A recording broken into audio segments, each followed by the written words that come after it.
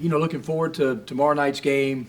Obviously, it's a really good, experienced, blended in with some really, really good young talent.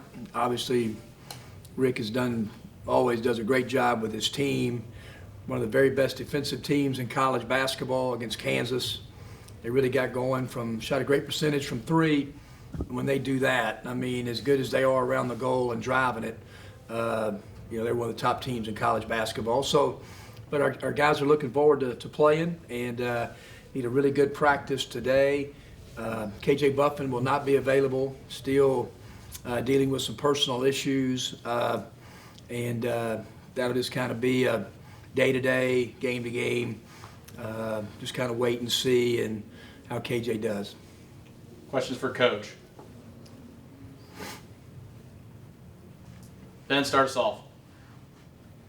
Yeah, Kermit, just right now, after that last game, what's the feeling, what's the mood like with the guys right now? Well, we had a lot of meetings yesterday with our players, talked about redirecting of some things we're trying to get accomplished in the last 9 games and going in the conference tournament.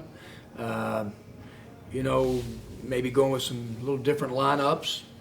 And so I thought Robert Allen responded great, kind of in KJ's absence.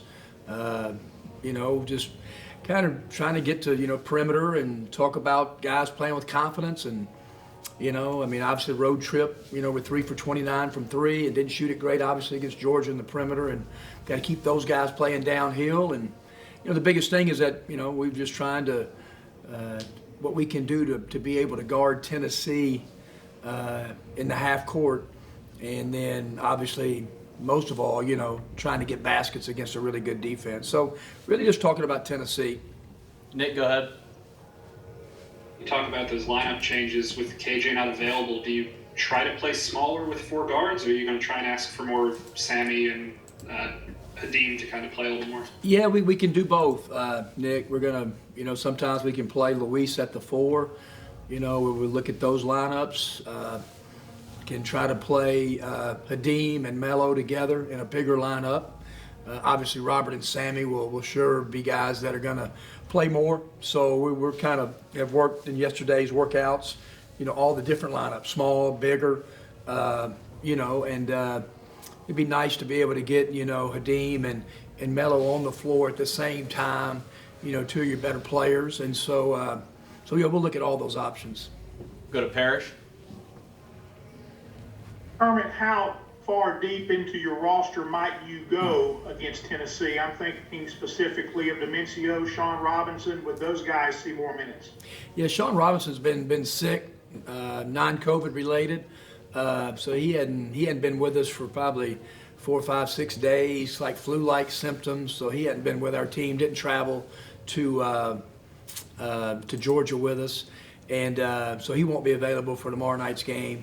But, sure, we need Matt Morrell to play well. I see Austin Crowley getting more minutes tomorrow night. He had a really good practice yesterday. Demencio Vaughn will definitely be available. So, I would say 9. Obviously now we're kind of got at 10, probably 10 players available to play, and which is plenty. And but we'll probably go 9 or 10 deep for sure. Go back to Ben. Kermit, you brought up Robert and his contributions the other night. Outside of obviously 5 for 7 from the floor, it looked like he was really active. Is that what was most encouraging about what he was able to do stepping in for KJ? Yeah, it is, Ben. And like I said, Robert, him playing the 4, that was not the issue, with KJ's absence at all. It was other guys, with our front court, Hadim and Melo only getting 1 defensive rebound. He did get 23 offensive rebounds, which was great. Just our perimeter, I think we're 12 for 44 from the field, and for the most part took good shots. We got to continue to encourage those guys. But yeah, Robert's activity level was terrific, and it has been most of the year, Ben. And I think he'll really play well tomorrow night. Go to Courtney. Coach, I know we talk a lot about having to win games untraditionally with some lower scoring games. Tennessee scores, sometimes we've seen them have those lower scoring games. Do you feel like this is a matchup that you guys could definitely do it that way?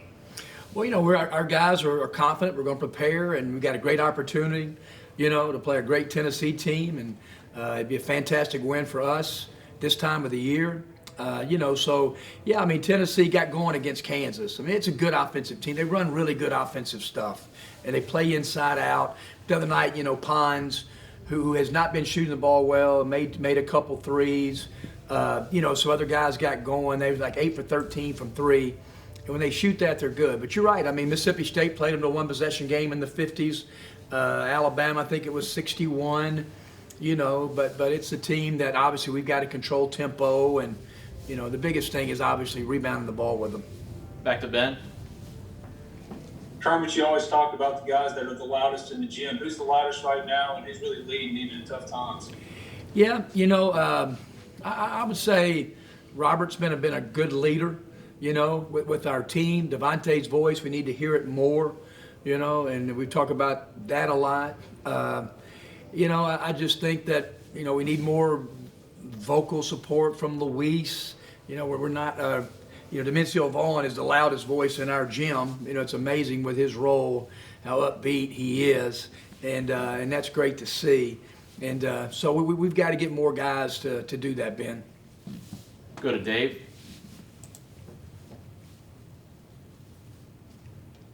I think you're still muted, Dave. Go ahead with your question.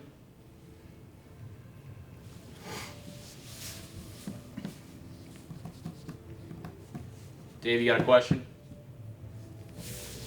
All right, while we're waiting on Dave, Coach, I know we just announced the... Go ahead, Dave. I lost my screen there for a second. Kermit, it's Dave Foster at Fox 17 in Nashville here. Hey, Dave. Hope you're doing well. I was going to ask you about Rick Barnes here. You guys have both been in the game a long time. I know you faced him at Ole Miss. I don't think there was a crossover with Middle Tennessee there, but just wondered about your relationship with him. I know both guys have both been around a while. Rick is a guy that I've admired for a long, long time. We've never been, until really kind of got in the league, not that we talked a lot of basketball or visited a lot. I'd see him on the road some, and say hello, and that was about it. But we've had some good conversations while I've been in the league. I just respect how he does it. I love the way he goes about his business, how he coaches his team.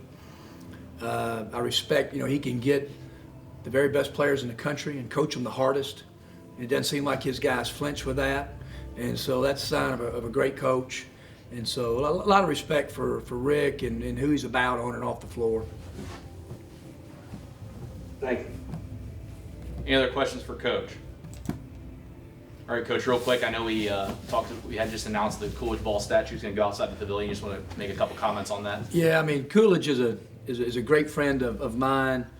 When Dad was coaching at State in 1970, Coolidge was on the freshman team. I remember watching him play all 4 years when I was there. And, he was just one of those guys. He was a really good player. He played with such grace and dignity, and he's talked to our team before and talked about his experience at Ole Miss, which was an unbelievable one. Talked about, kind of why he chose Ole Miss and his route.